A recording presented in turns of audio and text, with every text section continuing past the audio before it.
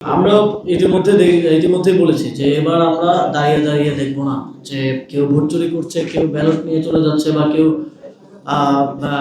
কেন্দ্র দখল করে সিল মারছে।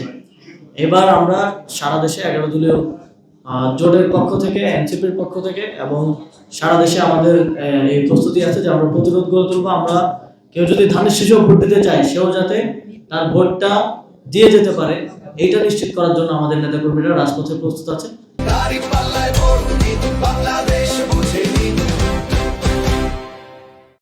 প্রত্যেকটা কেন্দ্রে কেন্দ্রে তারা প্রস্তুত থাকবে এবং বাংলাদেশের জনগণের প্রতি আমাদের আহ্বান থাকবে যে আপনার যে কোনো দল হতে পারে কিংবা দলমত নির্বিশেষে ভোটাধিকার নিশ্চিত করার জন্য আপনারা আপনাদের পক্ষ থেকে এগিয়ে আসবেন। আমরা শেষ পর্যন্ত মাঠ ছেড়ে দেব না, আমরা প্রতিহত করব এবং আমরা প্রতিরোধ গড়ে তোলার মাধ্যমে বাংলাদেশের মানুষের ভোটাধিকার নিশ্চিত করব এবং যে কোনো জরুরি সিদ্ধান্ত নেওয়ার ক্ষেত্রে আমরা 11 দলীয় জোটের আমাদের একটা সেটআপ আছে। আমরা দ্রুত সময়ের মধ্যে 11 দলীয় জোটের শীর্ষ নেতৃবৃন্দ কালকে যে কোনো পরিস্থিতিতে যে কোনো সিদ্ধান্ত একসাথে গ্রহণ করে সেটা আপনাদেরকে যথাসময়ে জানাবো এবং সেজন্যই আপনাদের এখানে উপস্থিত থাকাটা প্রয়োজন।